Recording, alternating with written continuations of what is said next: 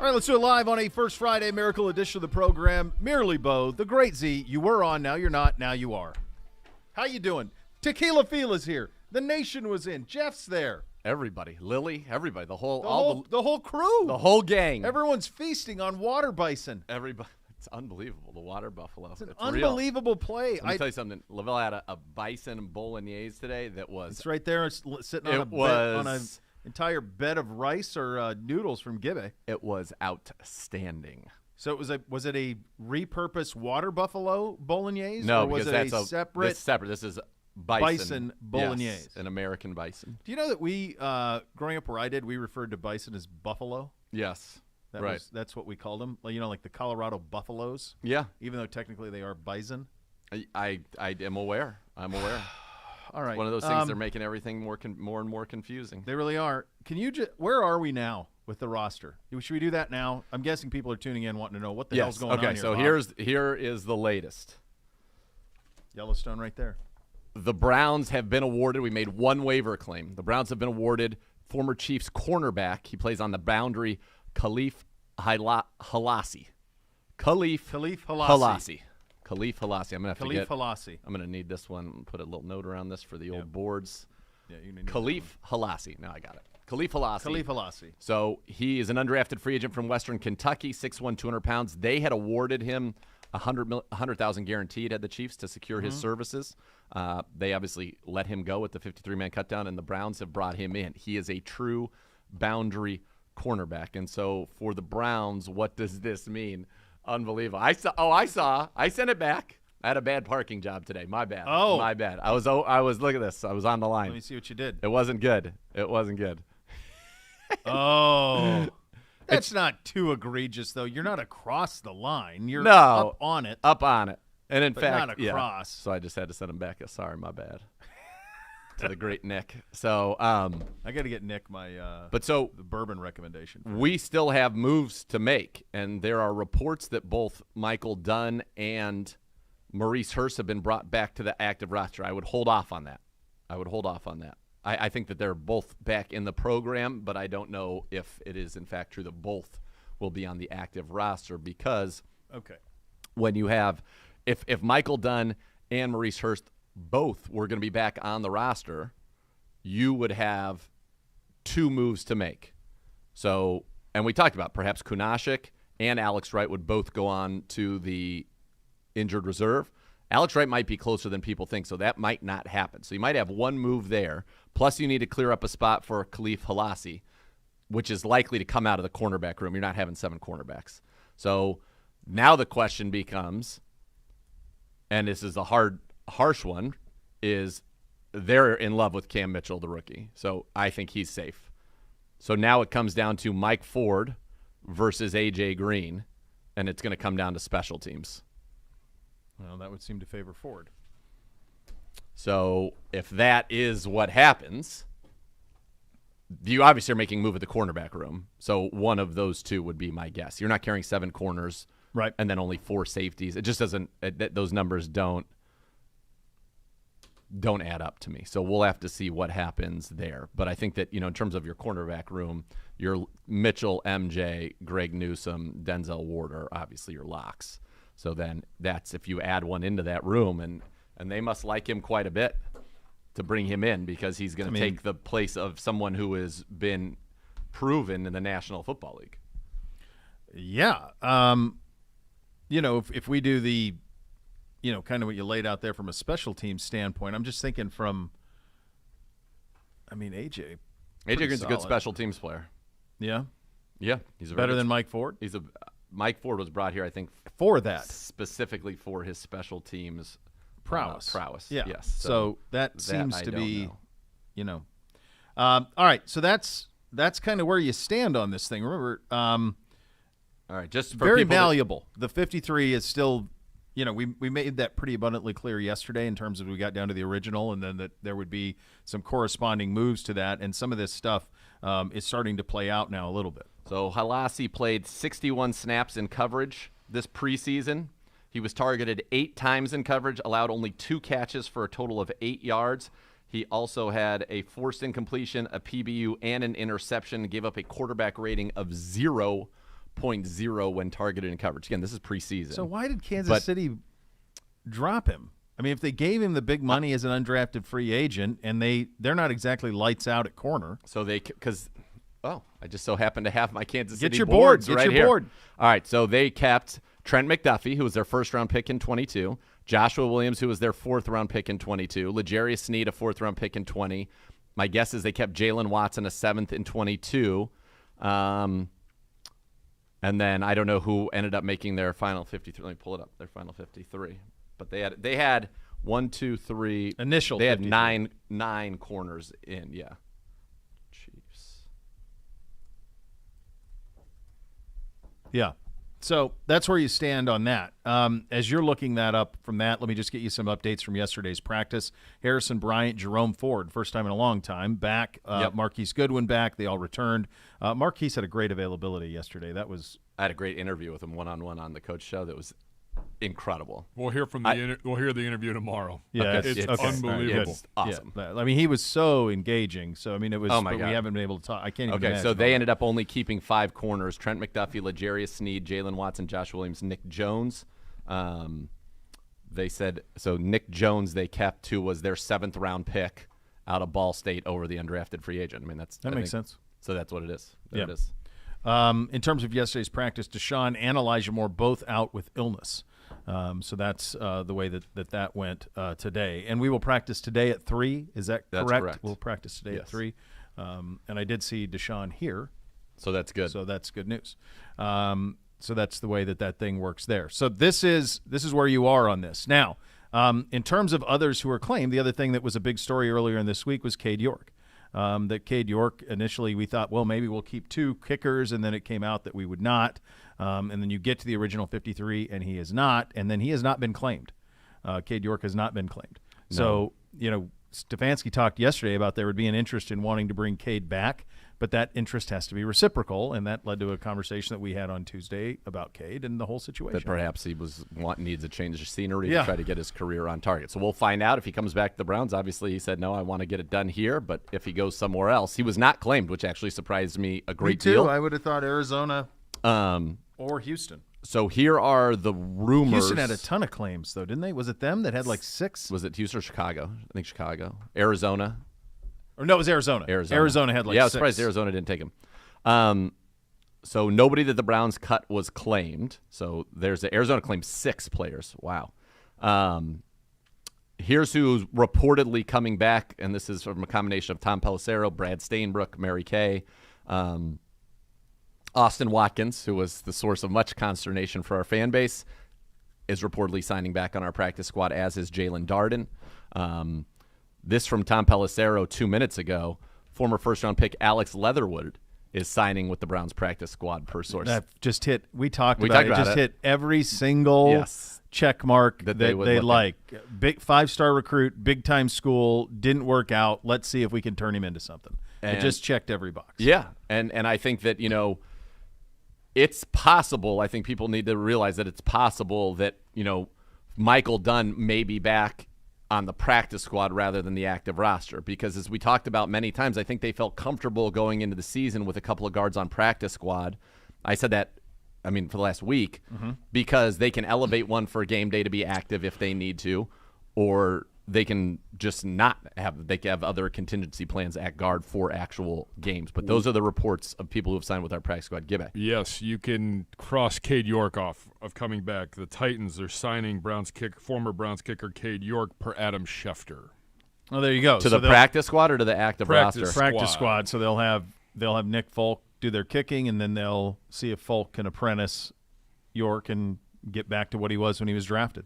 Which was the highest, the best kicker prospect of that draft year. Yeah, that one stinks a little bit.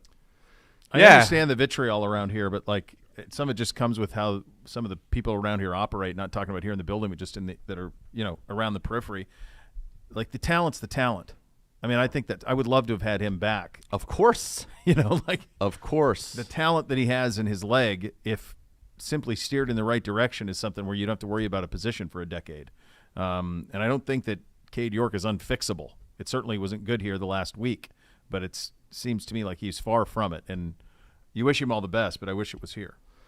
I do too, and I also wish that it was not in our conference. But that's the deal for Cade York, and I wish him well. So there it is. When you turn around and now look at the Browns, and news will be kind of trickling in here. When you get a guy, as we talked about, a former first rounder, and you give him to Bill Callahan, Ethan Posa coming out of Seattle is considered kind of a second round bust. Mm-hmm.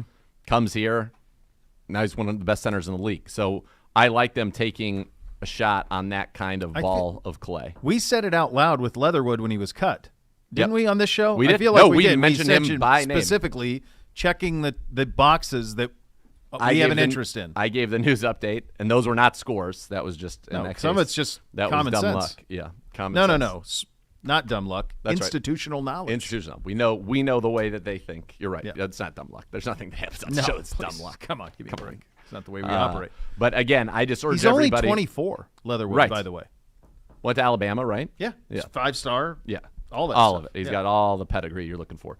So there will be things happening. We need the Khalif Halasi corresponding move. We need to know about the IR moves and then who's coming back to the active roster. So, again, I would wait for the official word. We are going to try to give that to you as quickly as we possibly can. Yeah. But the reported signings that we know for sure to the practice squad are Kellen Mond. Pelissero reported that. Alex Leatherwood, Pelissero reported that. And then we've got Austin Watkins and Jalen Darden, which were a combination of Stainbrook and Mary Kay Cabot so far. All right, so that's where all of that stands reportedly. Just to buttress the point on Alex Leatherwood, yes, former first-round pick, yes, University of Alabama, yes, 5-star consensus athlete coming out of high school, yes, top 10 player in the country coming out of high school, checks every box of the things that they kick the tires on. Yep. That's there's a really talented ball of clay there that just needs to be molded, and then you put him with the best, offensive line coach on a short list of very best offensive line coaches in the history of the game, and away you go. Yes, and some more from Mary Kay. The Browns are currently working on bringing back their draft picks, Tommy Togiai and Isaiah Thomas, to the practice squad as well. Well, that makes all the sense. Of course. Yeah, that makes all the sense. Not claimed. You know that they like you and they want to keep you here. You know, it's often a good idea to come on back. So one other bit of business today. And by the way, great job out of the social team. I like the very good. That was very good. Yep. Using the Wolf of Wall Street to say that the elf is going back at midfield. So that's a win. I like that. I was anti-dog on midfield, pro elf. Same. Let's go. And let's go. Did you watch Hard Knocks last night? I did. I think what we saw on Hard Knocks is something that unfortunately we experience in this studio, or I do, on a daily basis. Jihad Ward Gibbe coming after me. I don't even know who you are. Well, I don't know who you are. Yeah, you do. Yeah, I believe you do. You sure do. Okay. You sure do. Let's do this briefly here. Did you watch Hard Knocks, Gibbe? Do you even know what I'm talking about? No, I was watching the grandbaby last night. Have you seen the clip, though? It's been the clip of this. Clip has gone around. Yeah. Rodgers makes a throw, and some guy hits him like some kind guy of named late. last name Ward. Jihad Ward for the hits him Giants. late, like 3 steps, and just gives him a pop. And Rodgers is like, little respect. What's that all about? There are Knock 2 it off. incidents, right? Yeah. Yeah, and then the guy, and then Rodgers says to him, "I don't even know who you are." Right? And so then the guy goes back to Rodgers, "I don't know who you are." Like, that's the best comeback. Rodgers is like, "Oh, yeah, well, yeah. you're ugly." Yeah. So, I mean, that type of thing, except not. And Rodgers goes, "That's BS." Yeah, he had hit him. He had hit Rodgers earlier, and Rodgers was like, "Come on, dude." Like, unnecessary. And this guy started yelling at him. And then when he throws the touchdown. Yeah. Well, no, that's when he said. That's when he hits him don't again. Poke the bear. He Yes. goes, don't poke the bear Don't poke after the the bear. touchdown. Don't poke and the the bear. guy, because the guy came back to try to tell him again, he didn't know who he was. Yeah. And he's like, don't poke the bear. "You don't poke the bear." Yeah. That's what happens. Okay. So good. So good. The amount of – all right, couple of things, big picture on it. We know this because they were here in the building. This was my first year on the show. They get what you give them. The fact that they are giving them Aaron Rodgers on a microphone at every practice and every preseason game Yes. is the most access to a great player that we've ever seen Ever. on that show. It's 80% him. Every episode is 80% him.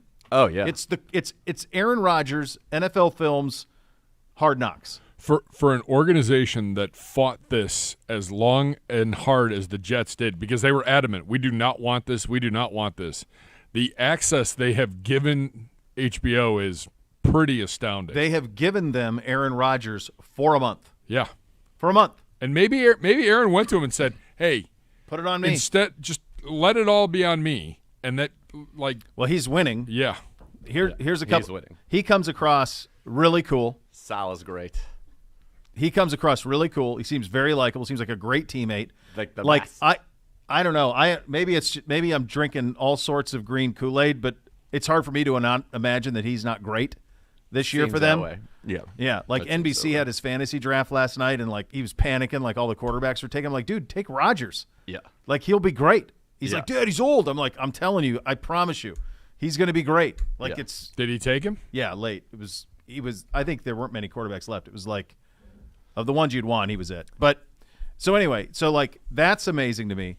The other thing that happened in this is Bob Saleh driving to work with woke up this morning, got yourself a gun from The Sopranos. To which I am curious your thoughts, both of you.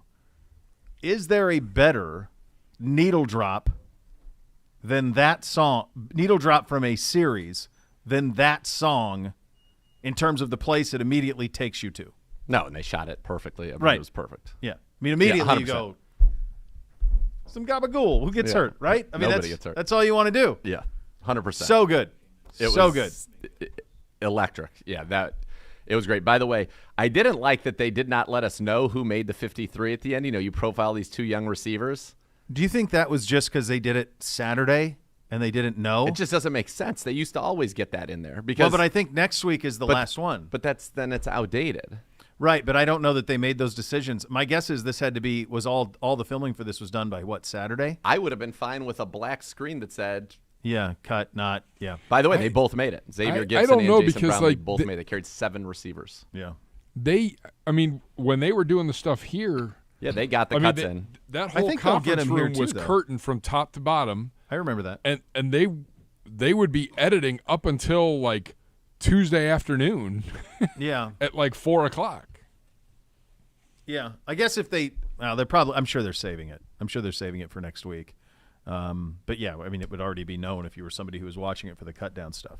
But you've never seen this to give the access that Rodgers has given. No to this. way. Never. It's incredible. Real quick, Browns, Lorenzo Burns, the cornerback who joined the team in the preseason, reportedly to the Browns practice squad as well. Mary Kay Cabot reporting the Browns tried to bring Cade York back to their practice squad, but he opted for a change of scenery, which I get it. Yeah.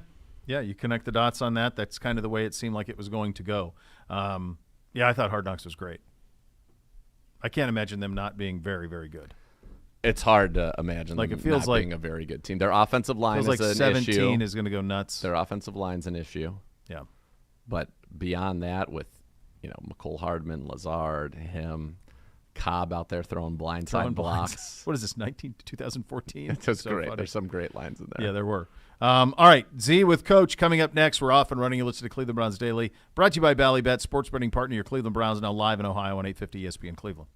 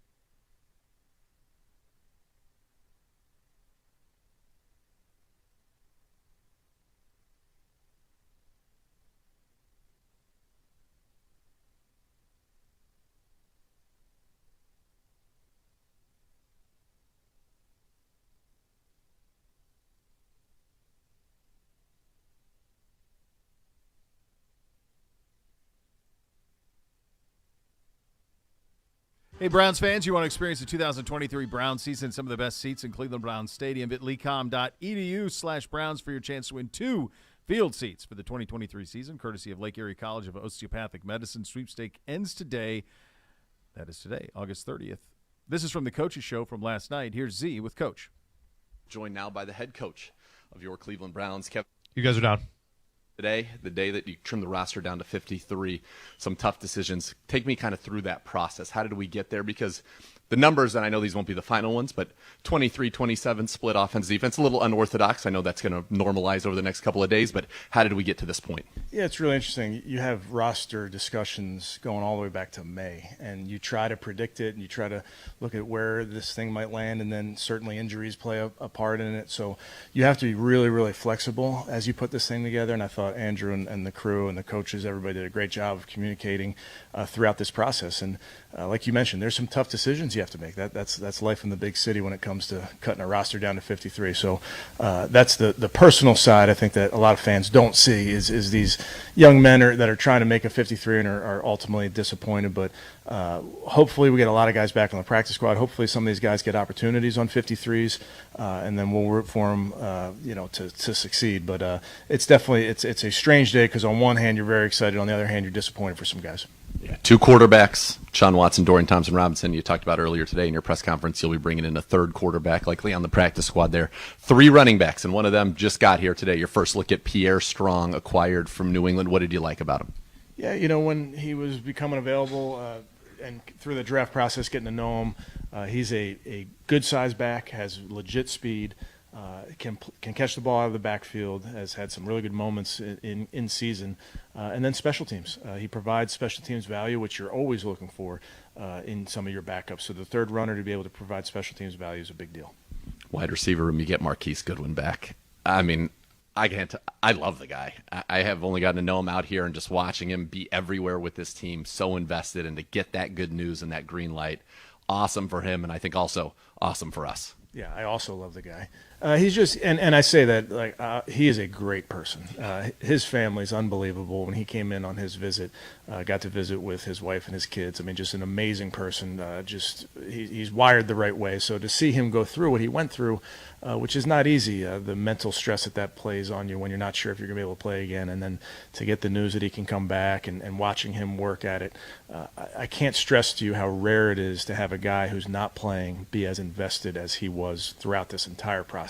I just think about every meeting, every walkthrough, every practice. The guy is like he's practicing, like he's locked in, like he's going to get the next rep, cheering on his teammates. That is not usual. That's very, very, very rare. So he's a guy that we're all rooting for just because of the work that he's put in. And you said earlier, week 1 is possible. It is. Yeah, it's possible. I think we got to always make the right decision with each player and take everything that we know into account when we make those decisions. But yes, it's possible. All right, 9 offensive linemen on the surface, not unusual. 2 guards in traditional guard sense, and I think you probably think there's some versatility with guys like Ethan Posig, Nick Harris, and perhaps Luke Whippler even. But is that room settled as you see it, or will that be something to watch in the next couple of days? Yeah, honestly, the whole roster is always something to watch. When you talk about the 53, it's never the final 53 sure. on this Tuesday. So, yeah, it's definitely something to watch. And that's why versatility and the ability to play different positions is important. You mentioned Luke. We've worked him in different spots. We've worked really a lot of our guys into spots that are not their natural position that they've played a lot in. But in the NFL, when you want to keep the right guys, you got to be able to pivot and let guys play some positions maybe that they haven't played a ton of. All right, 2 guys on the defense who are currently injured, Jordan Kunashek, Alex Wright. So obviously we'll probably see some change on that side of things. A lot of emphasis clearly on special teams with Matt Adams, Mike Ford, and some of the linebackers that you kept there. What do you think of kind of that group that you have right now on defense, and obviously the ability of young guys, Ronnie Hickman and Mahmoud Diabate, to go out and make this football team? Yeah, excited about some of these young guys, they've worked. They've just put in the work. They earned it. I told the team after practice, they should be very, very proud to make a 53 in the NFL. It's not easy. It's hard. So for a young guy undrafted to make a football team, they've done something right. And I think you go back to Ronnie and Mahmoud, just plays that they made in these games. Their ability to play special teams is huge. I tell these rookies when they show up on campus, they better get to know Bubba Ventrone get his number, find out what his favorite movie is. I mean, what's his favorite color? You should be spending as much time with Bubba as you can, because that is a pathway to this roster, and I think both those guys put a lot of work in that area as well. All right, speaking of special teams, thought maybe we didn't know what was going to happen at kicker. The decision's been made. You trade for Dustin Hopkins. Cade unfortunately released, and maybe hopefully he'll be back here. But what was it about Dustin Hopkins that you guys liked? Yeah, I think, credit to Andrew and the staff in looking at guys that maybe come available. And as you know, in this time of year, you're looking at guys that may be cut, guys that you may have to go trade for. We felt Dustin was the best available guy. And I think the ability to go land him like we did, he's a veteran, a guy that's played in kicked in big games. Excited to add him to the roster. All right. The tragedy of Kansas City, Jakeem Grant, first play, just gut-wrenching, knowing the work he's put in to get back out there. His very first play, he's out for the season. And can you just share us anything, how he's doing emotionally, mentally, because obviously it's got to be so tough. And then on the other side, what does that mean for the return game? Yeah, well, and you talk about the players, that the amount of work that goes into this, and then you think about guys that are coming off of injury, and Jakeem, I'm telling you, the kid has lived in this building and in the training room, in the weight room to get ready for this opportunity. So your heart just aches for him. It just he put so much into it, and for it to happen how it did on the first play, it's just so unfortunate. Having said that, he has the right makeup. He is so strong in how he's come back from injury before.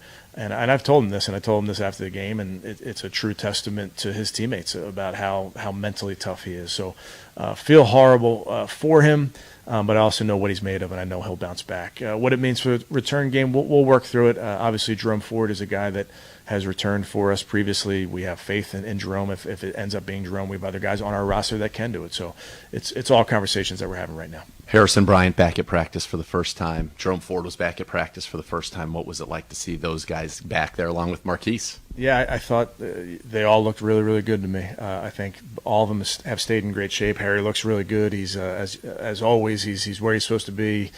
He hasn't missed a beat when it comes to the mental aspect of this game. So great to see 88 out there. Great to see Marquise, like we talked about. And then Jerome has really progressed really well. He's had a very, very, very good spring and summer. The injury was disappointing in terms of he wasn't able to play in these games, but he's been a very, very strong performer going all the way back to the spring. Minute left. A little concerned that you've got, outside of Nick Chubb, the most attempts in the National Football League in your running back room is 10, which would be Pierre Strong. Yeah, I mean, that's the name of young players. That's the name of the game. The guys, you don't have experience until you do. We think highly of those guys. Jerome's a guy that we've spent an entire year with. We've seen him in game. We've seen him produce in the preseason last year. He spent a lot of time 30 in this offseason getting to know our offense and spending extra time with the coaches. So we really do have a ton of faith in him. All right, Coach, no Deshaun Watson, no Elijah Moore illness. You expecting them back this week? I do. Yeah, I do. And then how are things trending with Denzel, or too early to say? Yeah, I think it's always too early to say when it comes to a concussion. You just have to follow a protocol, stay true to that, and that's what we'll do.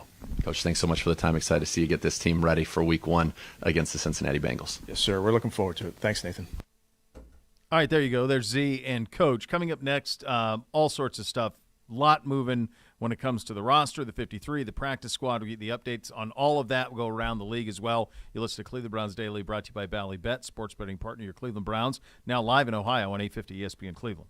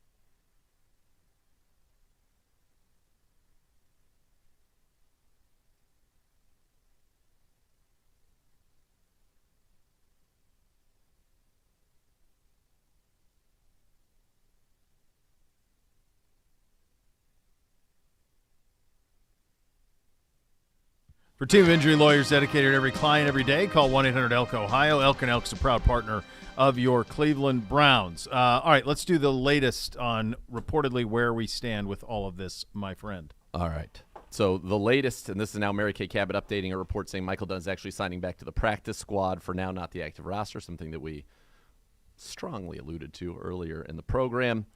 Isaiah Thomas is being reported to sign with the practice squad per Jake Trotter.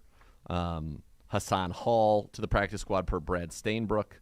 So that would give us, of the names that we've got so far, that would give us at wide receiver Austin Watkins and Jalen Darden. Running back Hassan Hall. So that's 2 wide receivers, 1 running back. 1 quarterback, Kellen Mond. We've got 2 guards, Leatherwood and Dunn. You've got, so that's 6 people, and then you've got Isaiah Thomas, a defensive end, Isaiah Thomas. And you've got Togiai?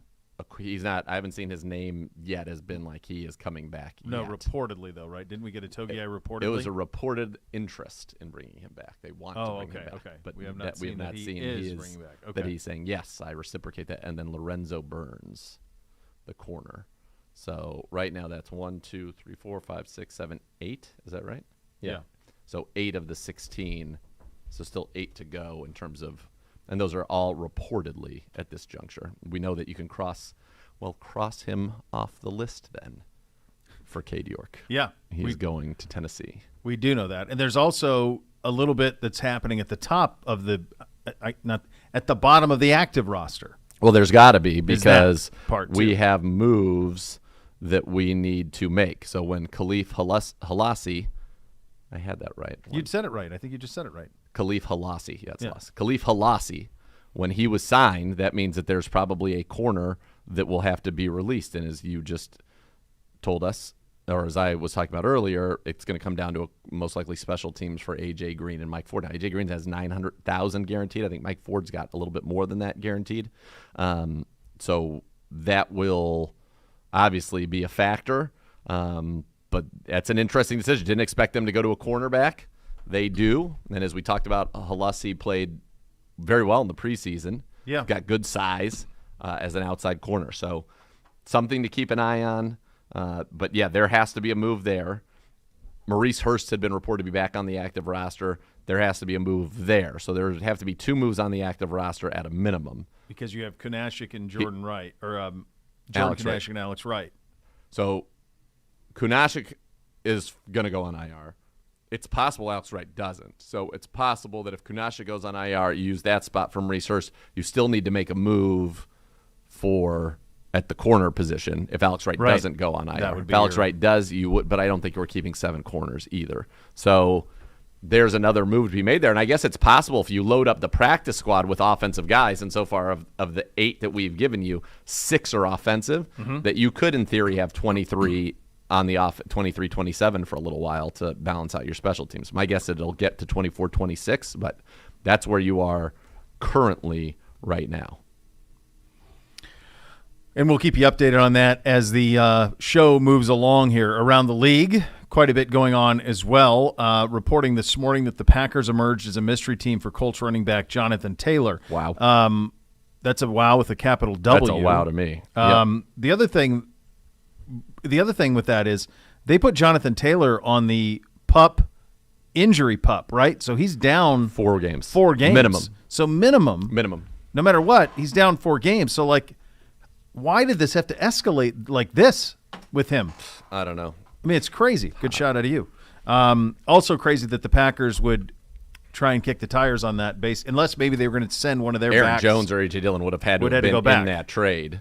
Yeah, but you say we'll was swap not it out. enough. Jonathan Taylor played collegiately, obviously at Wisconsin, so there would be an affection there between the organization and the state and him, and obviously there would be one of those running backs, whether it be A.J. Dillon or Aaron Jones, would be headed back to Indy, but that deal did not get done. So now that Taylor's on that, there's no hurry in acquiring him because he's on it anyway, right? Even if he got traded, he can't come out of it. Correct. He's done for the first one. Now they'll revisit this in a month. Yeah. So now that it'll be all I quiet. think it's possible he does not play. I think he will have to at some point, come back and play the games to get an accrued season. Yeah. But it's a bad situation, mismanaged on both sides. I think he got bad advice. I think obviously it could have been handled better from the Colts side of things as well. But that's where you are right now, and that's where things stand with Jonathan Taylor, which is wild. Apparently they wanted Jalen Waddle from the Miami Dolphins, which is absurd. Yeah, I And mean, when I was a kid, I wanted to take Elle McPherson to the prom. We want things, but sometimes they don't all land. And they I'll second that. They had the second. great. She's great. Oh, Yeah. yeah. They had the same likelihood of happening. By Yeah. the way, I think that's a very good. It's a big ask. It's a big ask. Big ask. They go division. I'm pretty sure they go Jacksonville, Houston is how the Colts open. Okay. Like the kid's electric, but he's not accurate in any way, shape, or form. And without a No. run game, you want to talk about sending wolves to slaughter. Jacksonville in the opener, and then from the standpoint of like Houston's got a real chance to get a win right there in week 2 because they'll be far more coherent Yeah. than certainly Indy was ever going to be with this situation. So anyway, there you go. What do you make about the Patriots only having one quarterback? I'm surprised by it. Obviously, they said they want to bring Bailey Zappi back to their practice squad. I don't know what other move. It feels like there's got to be a move in the offing to bring another quarterback there, but definitely a little bit of a surprise. Is Brian Hoyer retired? I think so. Yeah. I was like, they've had those type of guys who they have in their system. Yeah, I don't Forever. think that's what No, they would do. Was he on the Raiders? This preseason? Let's see. Yeah. Did he make the 53? I don't know the answer to that yet.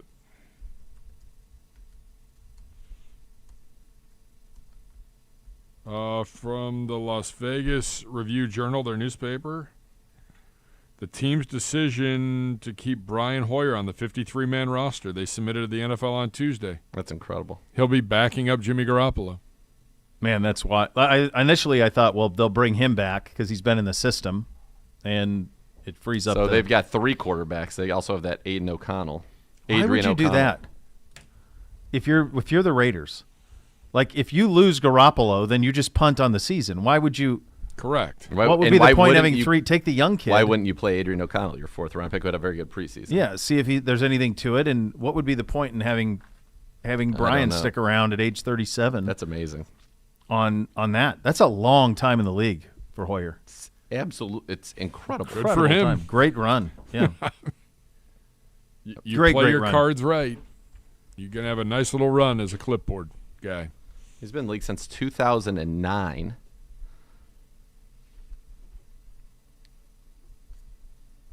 It's wild. Especially because you think about his best season, honestly, his best tenure of his career was here. He was 10-6 in 2 years with the Browns. Outside of the Browns, he's 6-18.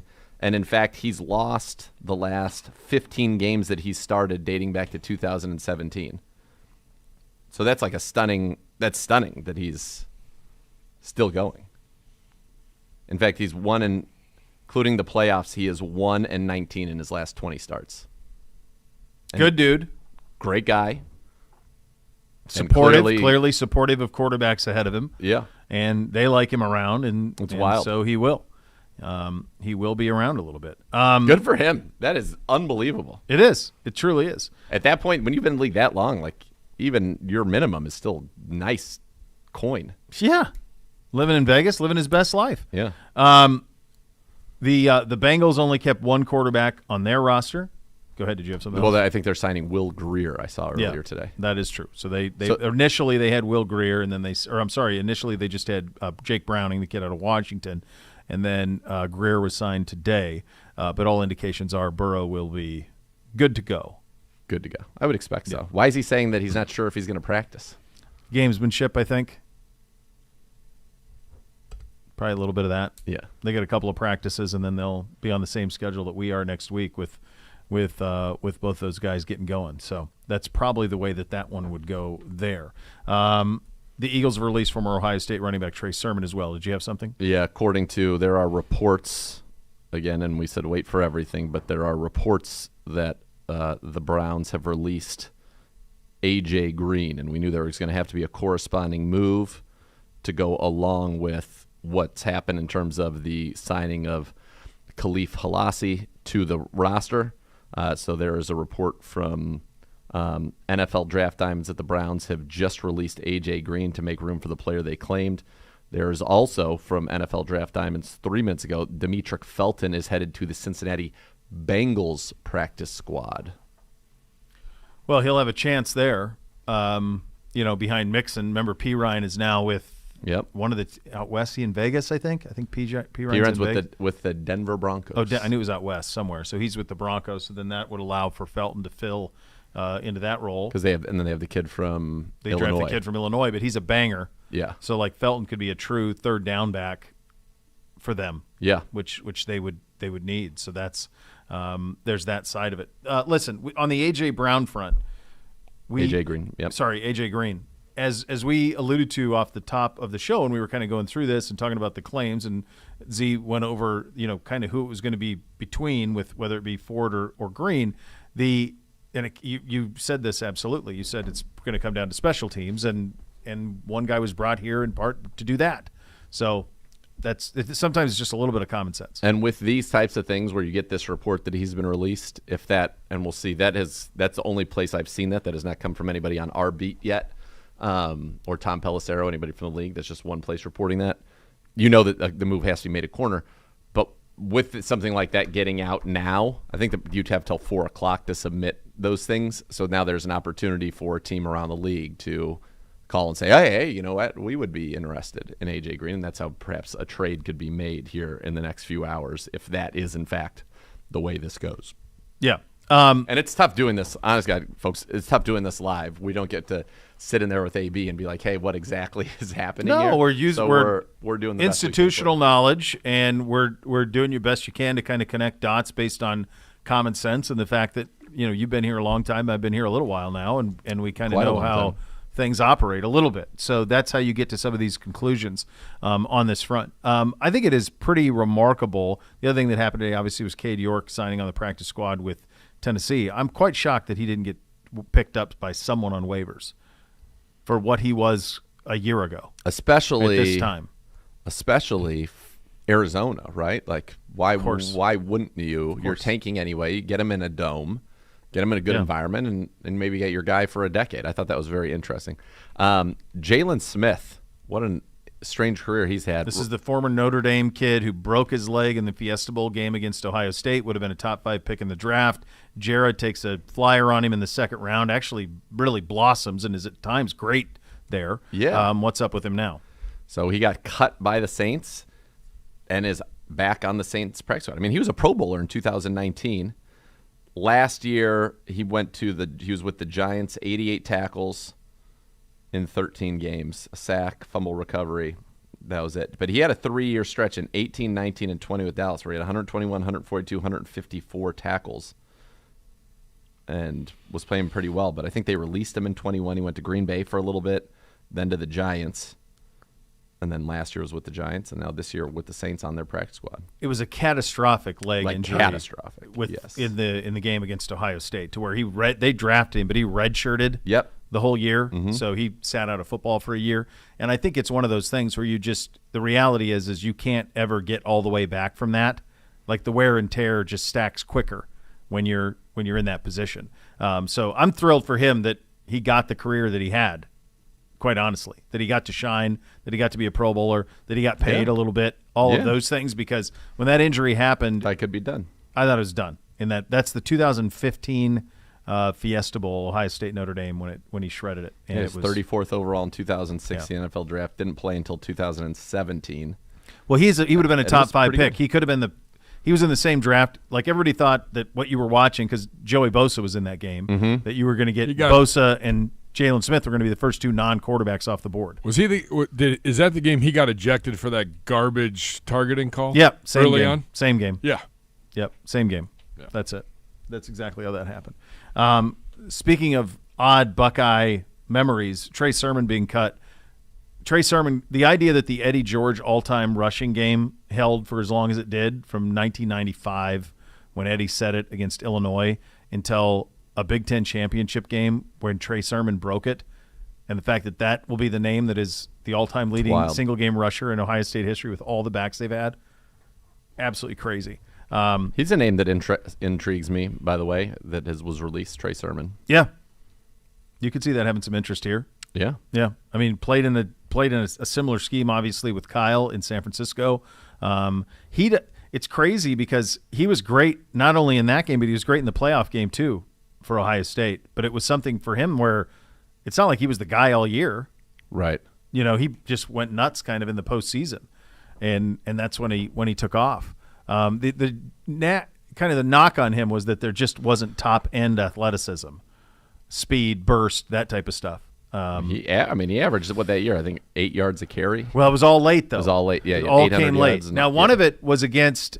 I'm pretty sure that's the Clemson year when they whipped Clemson in the semifinal and then lost. Do I have that right? And then lost to Alabama in the national championship game. I'm trying to remember. I'll take how that your all word went. for it. Yeah, I'm Say trying to with weigh all that authority. went. Yeah. Well, they run together because one of them's the COVID year. Yep. Fields is involved in both. He's involved in 19 when they lose to Clemson when Burrow wins it, and then he's involved in 20. It's one of those. And Sermon was, I think, a third-round pick, I want to say, of the 49ers, of Kyle Shanahan. Yeah. And so when you're a running back and they had a lot of high hopes for him, and then it doesn't quite work out. So it looks to me like he would have been 2020 would have been the year that he was very good because he was the third-round pick in the 2021 draft. So that was the COVID year. Yep.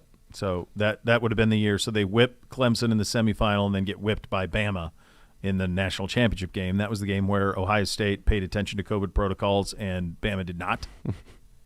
It's the way that one worked. Yeah. Which is typically the way that conference works. So that's where you stand at this point. Again, guys, very fluid. Keep it locked here for the last hours. We will do our best to navigate through all of these things. There's a lot of reports out there about what could be happening at the bottom of the roster. I would just say this just for a moment here before we close out the first hour. Isn't it nice that we're talking about guys at the very bottom roster and in the practice squad that, honest to goodness, unless there is something catastrophic from an injury standpoint, are not going to have a whole lot to do with the wins and losses that happen for this team? No. You're a long ways removed from where you were a decade ago with this roster. The people that we're talking about now are people who, if there is catastrophic injury, they come up on spot duty. This is not anything that is going to be whether we win the AFC North or not. Agreed. I agree with you on that. In the case of if A.J. Green, in fact, is the one who is released and we get more confirmation on that, we'll pass that on. He will be something for Browns fans, a little bit of a trivia answer. Last Browns player to intercept Ben Roethlisberger. That's right. A.J. Green. And if you remember on Monday Night Football, Halloween against the Cincinnati Bengals on that opening drive, it was A.J. Green who got the interception off that deflected pass that kind of set that game in motion. So if it is A.J., and again, that's what we read one report to that effect, that tells me that should Denzel Ward not be available week 1, that we're going to roll with M.J. Emerson and Greg Newsome on the outside and rookie Cam Mitchell in the slot. Got to be Cam in the slot. All right, we'll keep you updated. You listen to Cleveland Browns Daily, brought to you by Ballybet, sports betting partner, your Cleveland Browns. Now live in Ohio on 850 ESPN Cleveland.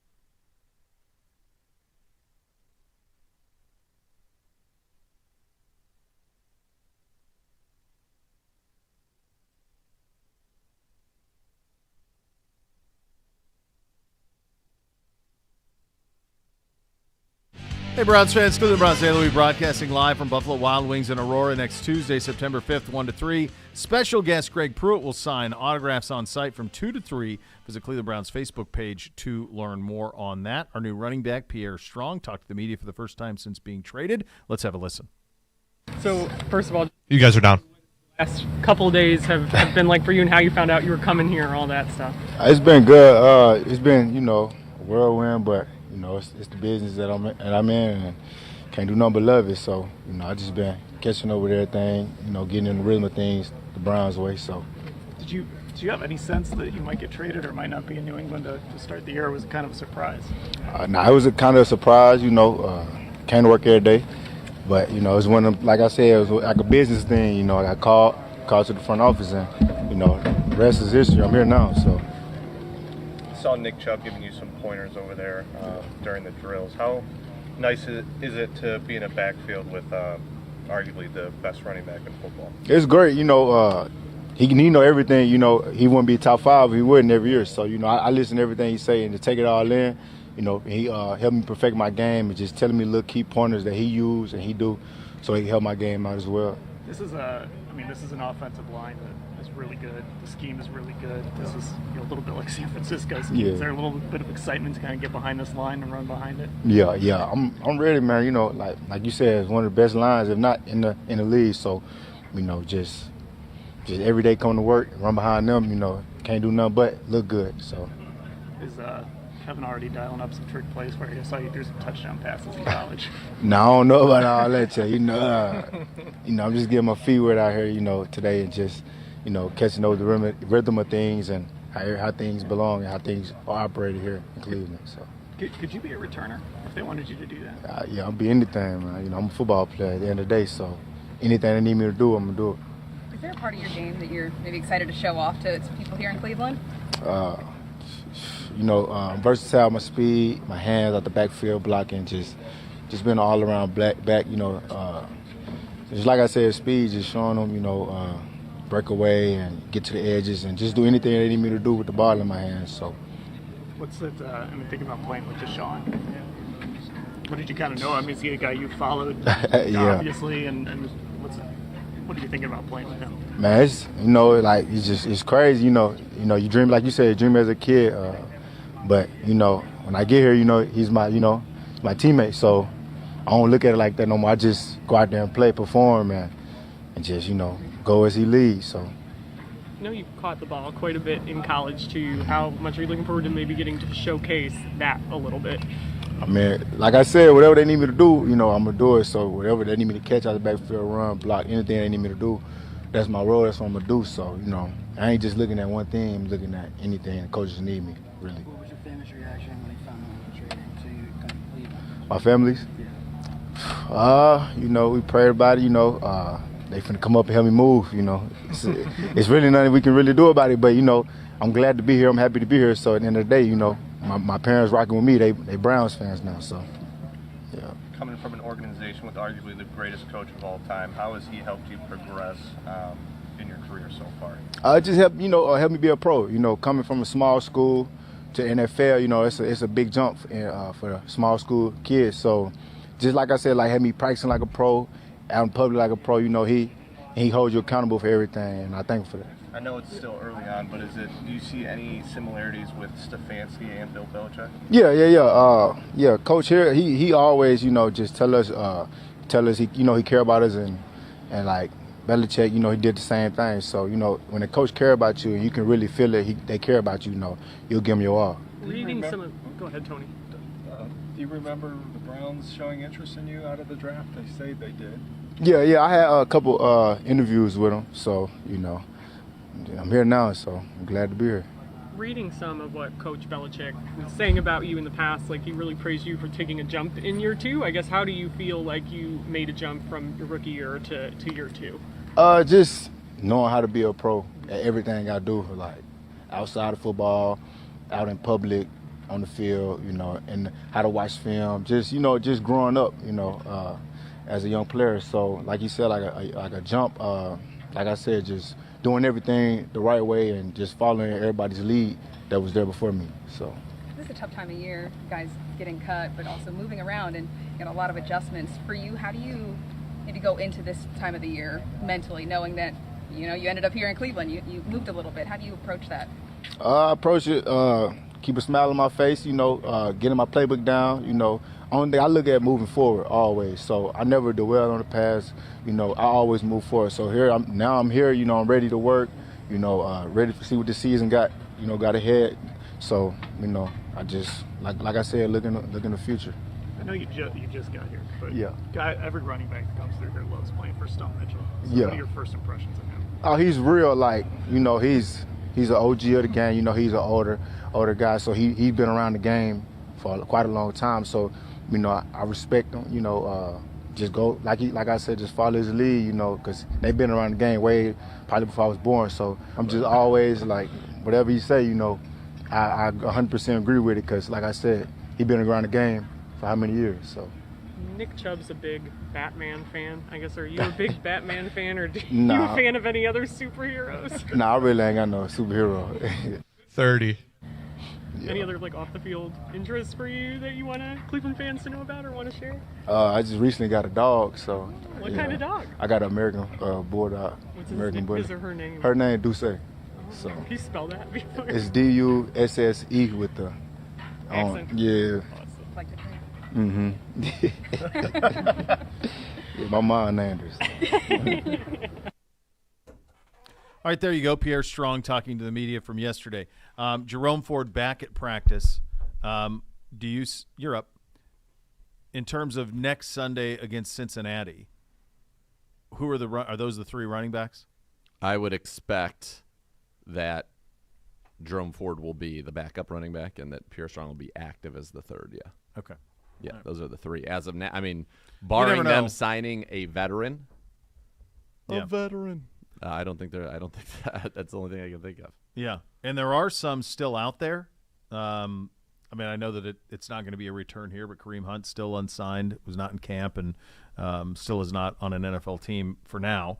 And so that's where that stands at that front. In terms of other things that are kind of swirling here, we have a second report on A.J. Green. Yep. Brad Stainbrook reporting that as well, that A.J. Green will be the name released. We talked about this off the top of the show, and that was just a little bit of common sense and institutional knowledge, a little bit about where things could go. But once you went and signed the free agent corner out of Khalif Halassi out of Western Kentucky via Kansas City, once that happened, there had to be a corresponding move, and it appears that we're trending toward that being the corresponding move there. A couple other things around the league of guys being released. You mentioned in the break Matt Corral, the former Ole Miss standout, who remember played in quite honestly a meaningless bowl game and broke his leg. Yep. There was thought that he could have been a first-round pick, broke his leg pretty big in that game, and then fell. He was cut by Carolina this afternoon, or waived by Carolina this afternoon. Yep. That's sad. Because remember, they traded up for him, as you talked about. They thought he was going to be the guy. Yeah. He had the chance to become the guy of the future. Now with Bryce Young there, I guess they're saying no.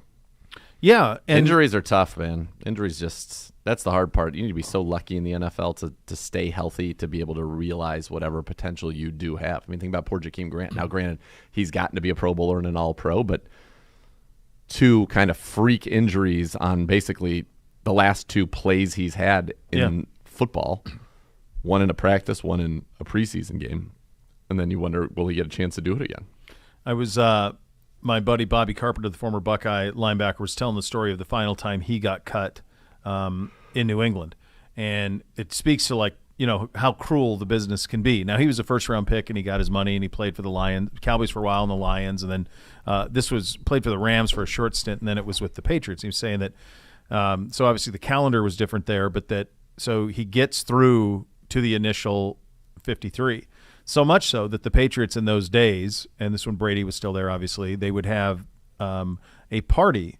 Bob Kraft would throw a party out on Cape Cod or Nantucket, wherever his place is, like an hour and a half from the facility, for everybody who made the team. Like, hey, we all made it. And the families would come, the wives, that type of stuff. Everybody would come to this thing. His two young children are there. They were both very young at the time. And they went out there and they had a plan. He was going to be a third down linebacker, come in passing situations and do some special teams, and that's what he was going to be at that point in his career. And he had signed up for it, and he was ready, and he had made it.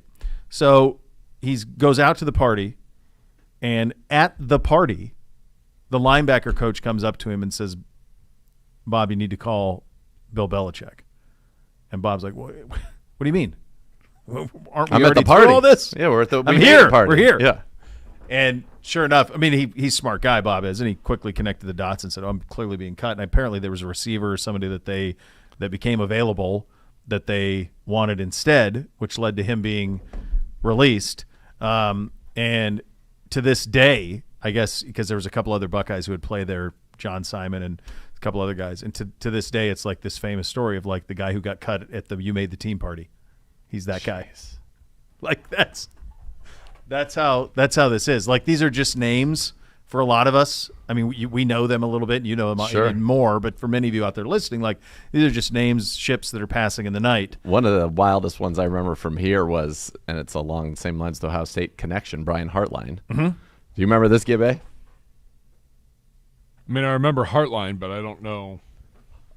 So, before the season, they go across the street and they do the big, shoots for the video boards and for all of that media shoots. Yeah, so yeah. that'll be for the, and he was there in uniform and then drove back in uniform, being like one of the featured people to be in those shots, and that was it.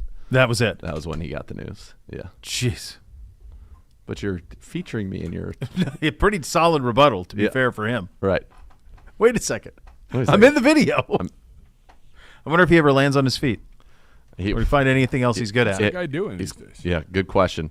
I could tell you that there's an availability right now happening with the Dolphins GM, and he is hilarious. And he said, "I don't care who they're calling. I don't care who they're offering. They're not getting Jalen Waddle." No kidding. That's what he said. Yeah. No kidding. I had to convince NBC last night. He was trying to take DeAndre Hopkins and these cats. I'm like, dude, trust me, Waddle. Yes. Waddle. Yes. Gonna be good. He was so mad at the end of his draft. He thought that I Why? really let him down. Well, because he doesn't know the depth of the league, and he doesn't know, and then there were some guys last year I took that got hurt, like Javonte Williams, and so he's bitter with me about, you told me Javonte was going to be good, and he sucked. Like, well, he got hurt. I think he would have been good. I mean, didn't Uncle Z swoop in? I feel like Uncle Z should have swooped in. We did. We were doing advice on that. Yeah. He ended up picking third, and obviously we're going to go Jefferson or Chase. Yeah. And then at that point, so then my vote was I would go McCaffrey, but I said I don't know. And so he really wanted Kelsey, and I said, well, take him. And Take so him. I So I texted said it's Z 101. and Dr. Z said, yeah, that's a wise move on that front. Yep. There is some other stuff going on around the league. We'll keep you updated on that. Keep you updated on our situation as well. You're listening to Cleveland Browns Daily, brought to you by Bally Bet, sports betting partner of your Cleveland Browns, now live in Ohio on 850 ESPN Cleveland.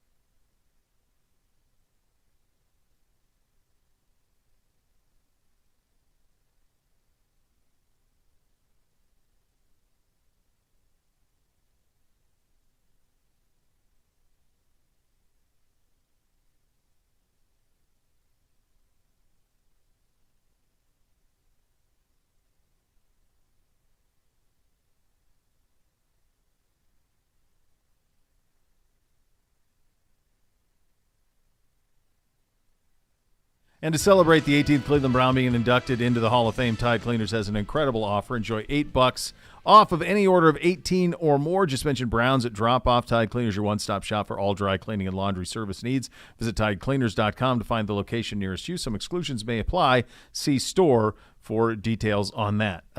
It's funny listening to these general managers, because a lot of them are having availabilities about their rosters and where they stand. And so you had mentioned that the Dolphins GM was down there making fun of the idea that they would ask for Jalen Waddle and that somehow that would be reciprocated in some way, shape, or form, and the fact that it would not. Brian Gutekunst is the GM of the Packers on the Jonathan Taylor. He said, quote, "First of all, I can't talk about players on other teams. We try to be in every conversation. A.J. Dillon is going to be a part of this team regardless. Aaron is the heart and soul of this team." I guess that's not a denial. No, and it's also a statement of the reality of the situation at this point. A.J. Dillon is not going anywhere, and Aaron Jones is the heart and soul of this team, and they're going to be our running backs. Interesting. So the news has kind of stopped. Quieted down, my friend. Really around the league, which is kind of surprising. But here is what has been reported for the Browns today. Khalif Halassi has been claimed by the Browns. That is a fact. He was a rookie cornerback with the Chiefs out of Western Kentucky, who had a very strong preseason, had an interception, had a 0 rating in when targeted in coverage, allowed a 0 rating to opposing quarterbacks, and is a good man-to-man corner. And as we play more man-to-man, obviously that was something they looked for, 6'1", 194 pounds. So that needed a corresponding move. And the move that we know of so far, or at least has been reported by multiple sources, that A.J. Green will be released in that cornerback room to make room for Halassi. The Browns also are going to put Jordan Kunaszyk at some point on injured reserve. Mm-hmm. There's been a report that Maurice Hurst has been signed back to the active roster of the Cleveland Browns. That would likely be that corresponding move. And then it makes me wonder if, Alex Wright is going on IR at all. And it sounds like not. So perhaps Alex Wright is closer to returning than we had thought. So that's where you're at right now. We still don't have those official IR moves and the corresponding moves. That'll probably take another day. You can get your 16-team practice squad going, and so far we have reports on 8 people joining the Browns practice squad. 2 wide receivers, Austin Watkins and Jalen Darden. Quarterback Kellen Mond, running back Hassan Hall. 2 guards, Alex Leatherwood, the former first-round pick, and Michael Dunn is back on the practice squad of the Cleveland Browns. Isaiah Thomas and Lorenzo Burns, the cornerback. Cade York, we know, will be going to Tennessee. Yep. There are reports that Demetric Felton has signed with the Bengals practice squad. And there are reports that Mike Harley Jr., who was on the practice squad last year, that he will be going elsewhere. And we just got another one in here from Brad Stainbrook that tight end Zaire Mitchell-Payton would be back with the Browns on their so that's upwards practice of 9 squad. So that gets us to 9. All right, 9 is the number on that. Just a roster breakdown numerically. You double check me. I'm just doing this off memory. In terms of the active 53 as it stands right now, 2 quarterbacks, 3 running backs, 6 receivers. Yep. 9 linemen. Yep. 3 tight ends. 23. Yep. That gets you to 23. The 3 specialists get you to 26. Defensively, 4 D tackles. I think Maurice Hurst will be 5 when we get there. All right. And I think Alex Wright maybe doesn't go on IR, and that would be 5 there. 5 there. DNs. So 10 on the D line. Kunaszyk goes on IR, which is 6, and then you have 11 DBs, 6 corners with Halassi and 5. 5 safeties, 6 corners, 6 linebackers, 10 D linemen. I just don't know if that's long-term tenable, but that's where it is right now. That's where you stand at the moment. And as you were going through if people were paying attention there, as you were going through the practice squad, obviously a big lean on the offensive side, and it would have to be. Yep. There's no other way for it to go other than that way. You did mention the Bengals there in the update. Joe Burrow is practicing in Cincinnati. Yep. So it looks like he's full go. He's in pads and everything, so he'll be there. Barring some sort of setback in the next week, he'll be there. No, on Sunday and that's what you First want. Energy. That's what you want. I'm sorry, Cleveland Browns Stadium. So far, you've had his number at Cleveland Browns Stadium, and you want to be a team of consequence. You got to beat the teams of consequence. The Bengals are most certainly a team of consequence in the AFC, having gone to the Super Bowl 2 years ago and then going to the AFC Championship last year. So it is a tough test right out of the gate, but I think the expectation all along was that we were going to see Joe Burrow in Week 1. Yeah. if this is comforting, you mentioned the success that we've had against him here. Also, was slow out of the gates a year ago. Remember, he was bad. Didn't they open against Pittsburgh and he had 3 or 4 picks? 4 picks. Yes. Yeah, in the game. He obviously gets it going. Zach Taylor was available yesterday down there in Cincinnati, and one of the things he said, and he's a lot like our guy. Doesn't say much. No, but he did say that this is the most talented 53 they've ever had. I would agree with that. It's probably the best 53 they've had since the late 80s or something like that. Would probably be the best. Yeah. I'm curious. What would be the other one that would be there? I mean, those teams that were Carson Palmer, or even in some of those Andy Hushmanzada. Dalton teams were loaded. Yeah, but they didn't have Burrow. Like No, Palmer, but you're at saying least best was, 53. Yeah, the Palmer, Ochocinco, Hushmanzada, Corey Dillon, Chris Henry. That was pretty good, and they had great defensive players too. Wasn't that like Pac-Man Jones and like that group? That's pretty good. Yeah, they've had some really good teams. I mean, the the teams that 20 they years. had where they were running the division for a few years with Dalton were loaded teams, because think about it, they were winning the division with Dalton. Those teams were loaded. AJ Green, Marvin Jones. Who's the other one? The guy, Mohamed Sanu. Then they had the good running backs. The kid from LSU, Jeremy Hill. They had solid lines, and that defense. Geno Atkins was a beast. Yeah, they had Perfect. They had all those. They had a lot of guys. What I'm curious about this year with them is, I just think the notion that Jesse Bates and Von Bell are going to walk out the door and you're going to be just as good on the back end of your defense is to me a little bit of a stretch. Yeah, they've drafted for it. Dax Hill is there. I know. The first round pick out Cam of Michigan. Taylor but he's Britt gotta they're go. talking about. I mean, they we like him torched that guy. Yeah, right. Torched. Yeah. Dax Hill did not play much as a rookie. No. The other thing that I would think, other than that, the other thing that's pretty interesting to me is the amount of juice that Pittsburgh has for people around the country. Yeah. Based on them, there is a lot of hype being bought on Kenny Pickett and what he did in the regular season as the rehab continues for the debutante.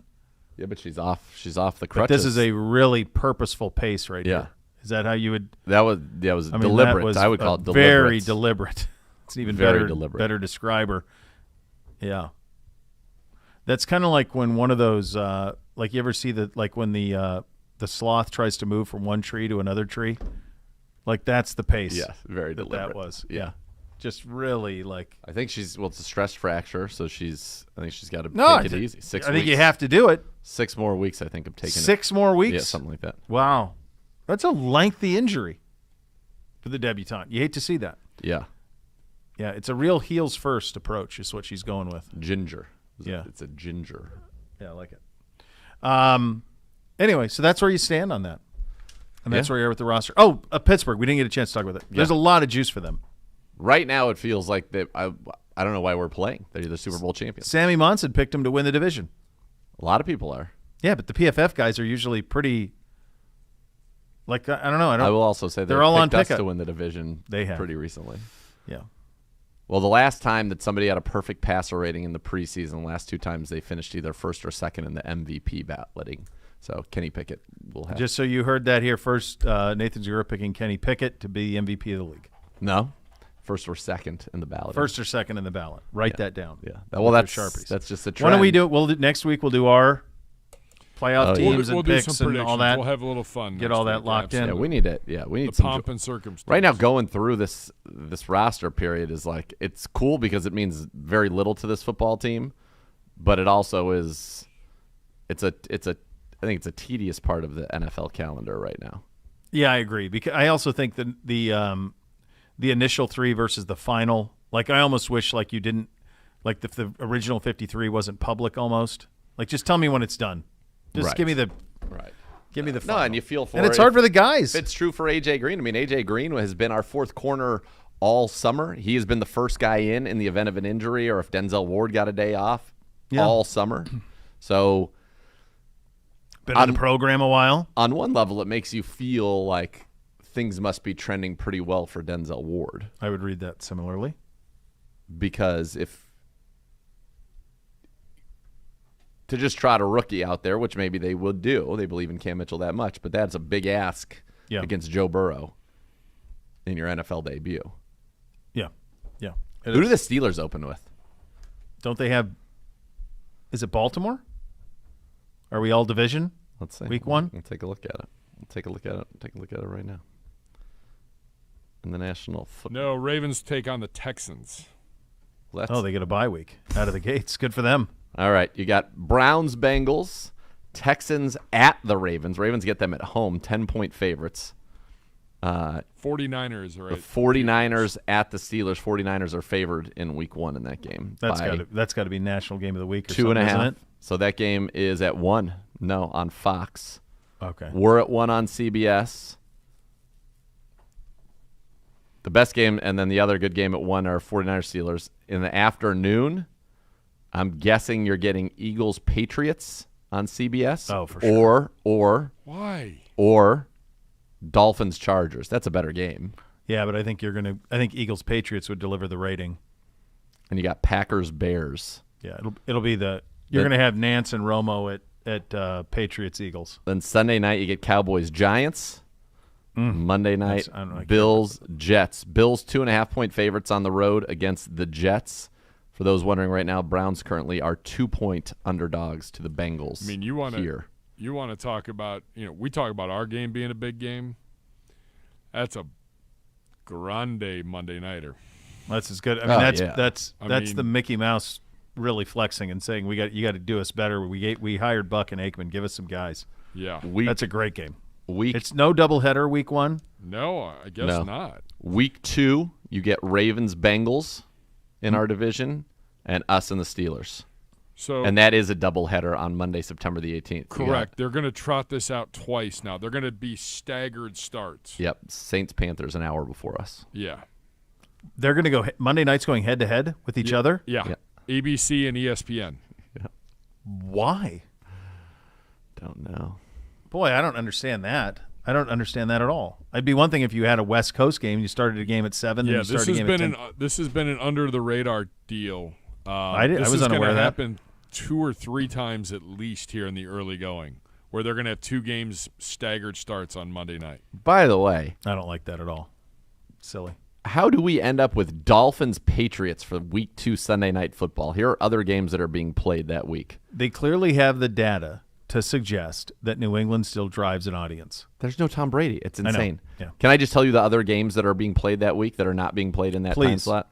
4:25, and this was obviously CBS said, I'll take this one. Thank you very much. Jets at Cowboys. Oh, baby.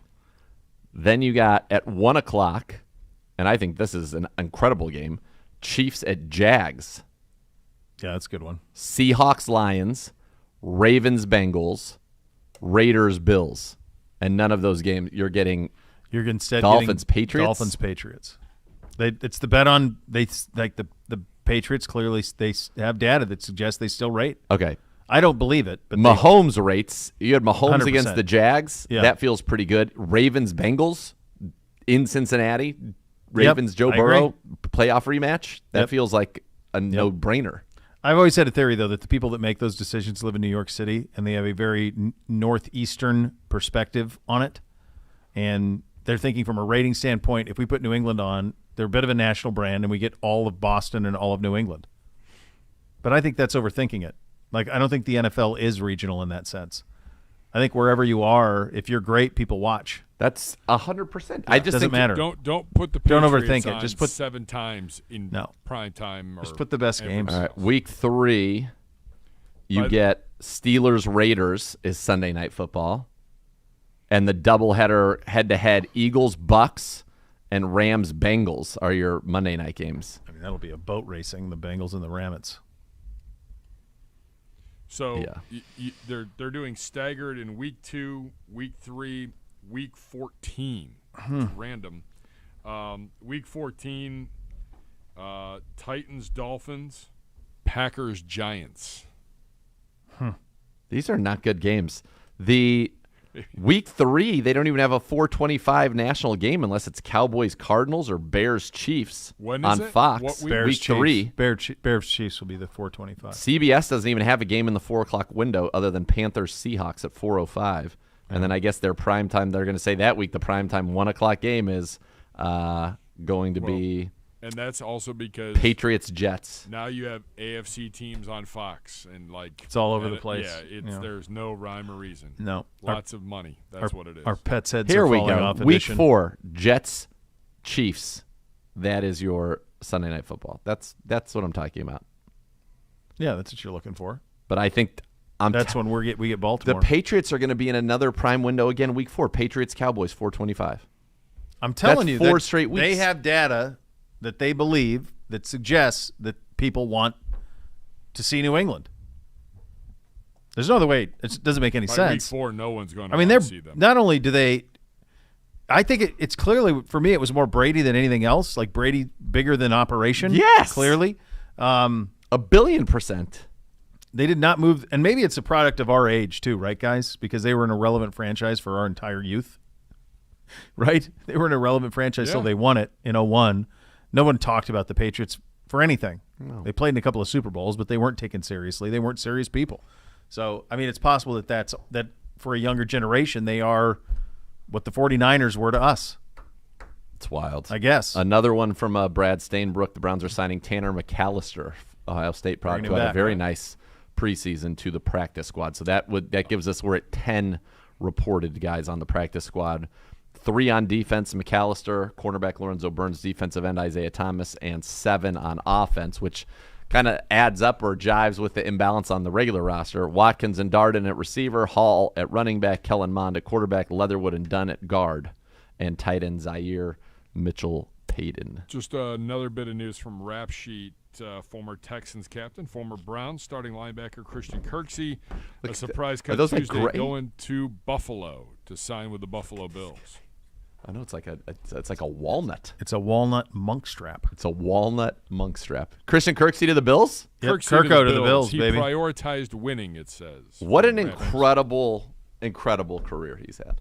He was drafted. He was our 3rd-round pick the same year Joel Bitonio was a 2nd-round pick. So Joel Bitonio is going into what? He's played in 10 seasons, right? If you're drafted in 14, this is his 10th season here in 2023. That's incredible. A decade of Christian Kirksey. Good for him. Well, and nice to see maybe a chance to be on a winning team. Yes, because he went from here I don't to think Houston. At any point in his career. No, he went from here to Houston. Yeah. And now he goes to Buffalo. I think he was with Green Bay one year when Pettin was there. Yeah, in 2020, he was on the Green Bay Packers and went to the playoffs. Last year, 124 tackles and 3 sacks for Kirko. Yeah. 2 picks. He can still play. All right, coming up next, who's the best running back in the league? Nick Chubb. A little better or worse? Higher, lower, How are you doing the rest of the segment? Coming up next. I'm not. I'm gonna punch like you punched out yesterday. The last 30 seconds, last half hour. Well, you haven't been insulted. That's true. Not or yet. Not yet. Attacked erroneously. That's also true. To find yourself buried under an avalanche of facts that ran contrary to your notion. You'd be on top. You'd be surfing on the avalanche of facts. Yes, that's right. That are annihilating Gibbe.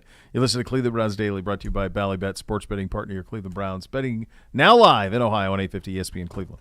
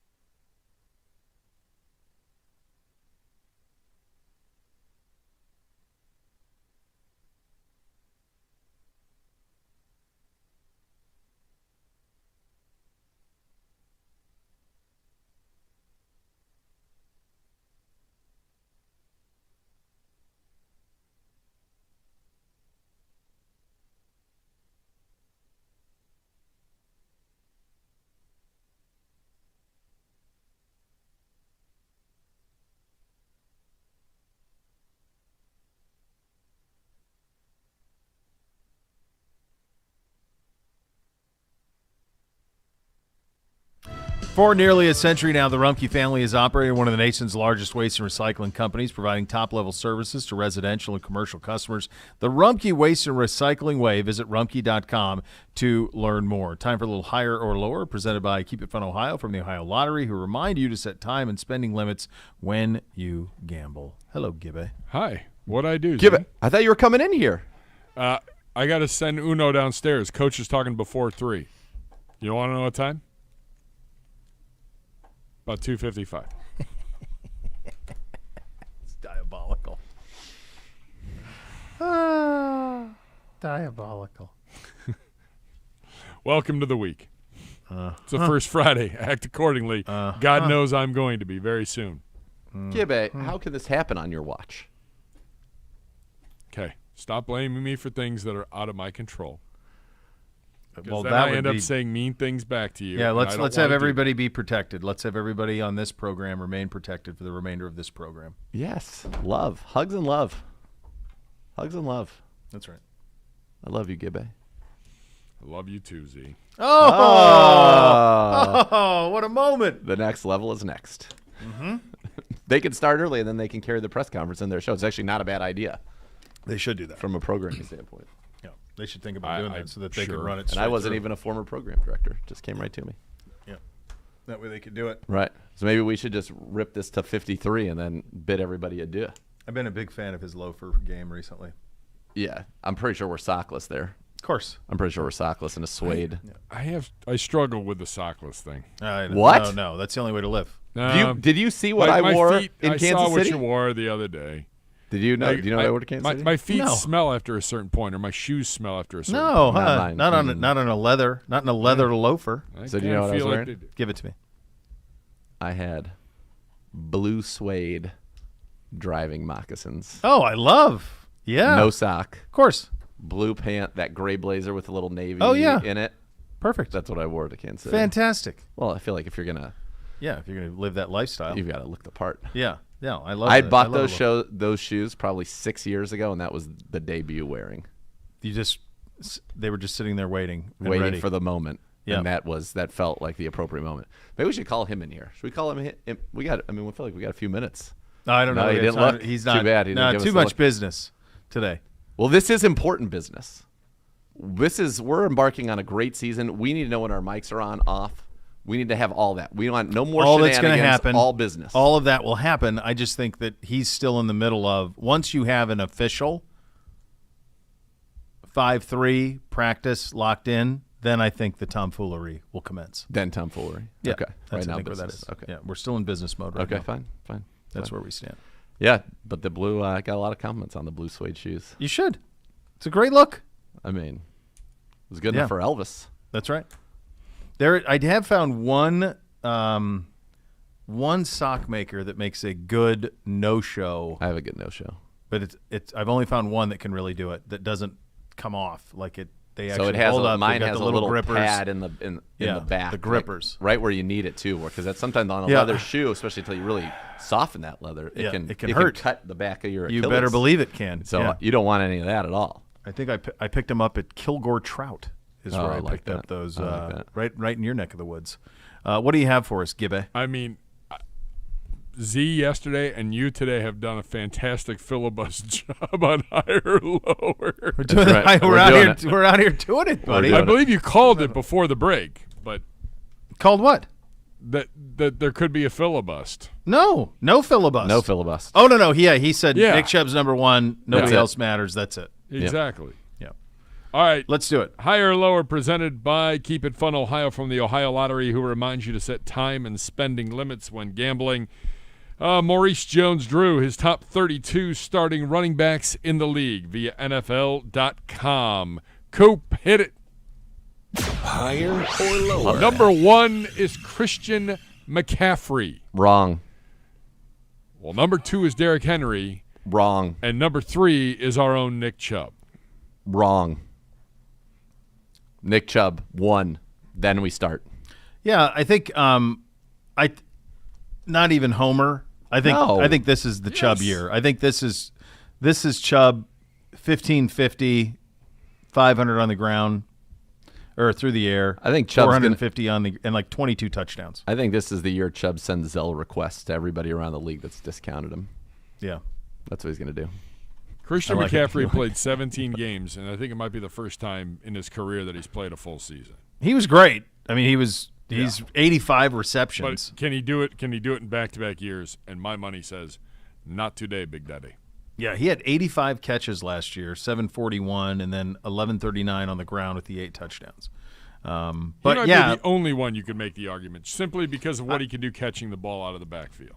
yeah, But if you need a running back, yeah, it's our guy. and I think Derek, it has to end at some point for Henry.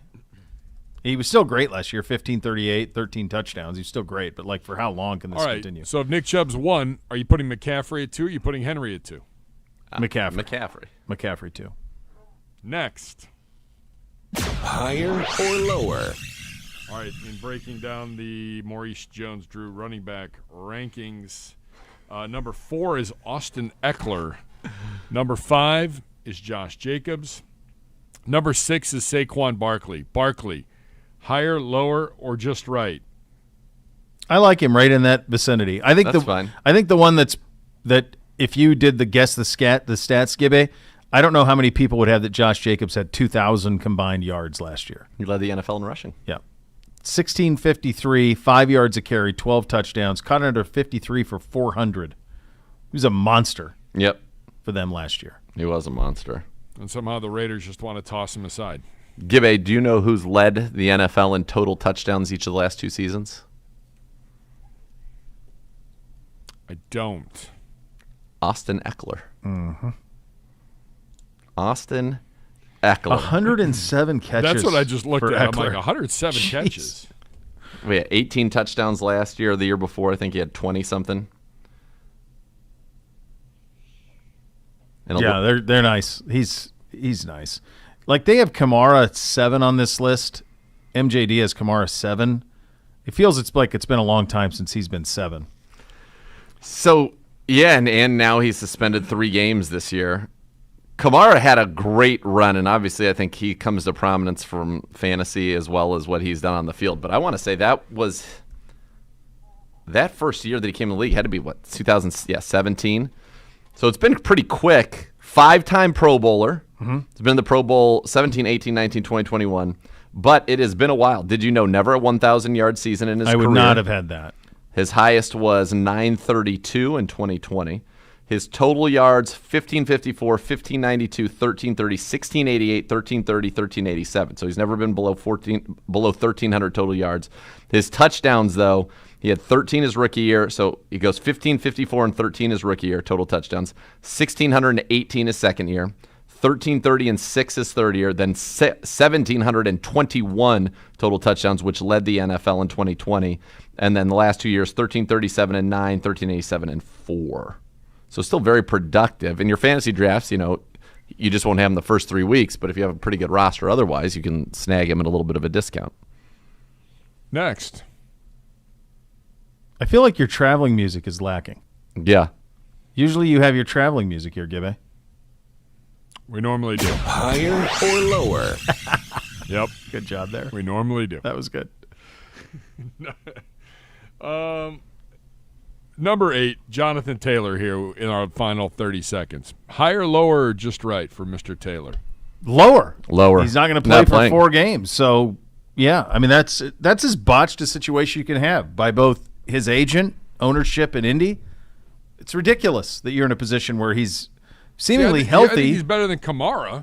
Would you rather have him or Kamara? He's a hold-in, though. Yeah, he's a hold-in. So I don't even know what do you do with the guy? I don't know. I mean, just that should have been worked out quietly. If he didn't want to be there, they should have just worked that out and done the trade this offseason. It feels like you could have sorted that out quite easily. From Not Pedro, who, Yep. by the way, in this text referenced himself as Not Pedro, lending credence to the fact that he truly is Pedro. That he's Pedro. Yes. Yeah, which we've already decided. decided in the that. trial of Pedro. Michael Caine recounts a story that John Wayne once told him. I had just made Alfie, this is Michael Caine talking, and I was in the Hollywood in the Beverly Hills Hotel with nothing to do. I used to sit in the lobby looking for movie stars, and I spotted John Wayne. He was registering in the hotel, and he looked at me and said to me, "What's your name, kid?" I said, "Michael Caine." He said, you in that movie, Alfie, you're going to be a star, kid, but let me give you some advice. Talk low, talk slow, and don't say too much. And then he looked down at my shoes, and I was wearing suede shoes, and he said, and never wear suede shoes. I said, why not? He said, because I just told you you're going to be famous. You're going to be going to the bathroom in a gent's toilet, and the man next to you is going to turn to you. He's going to recognize you, and he's going to pee all over your shoes. So don't wear suede shoes. And there it is. So much more to come. You're listening to Cleveland Browns Daily on 850 ESPN Cleveland. Hi, gang.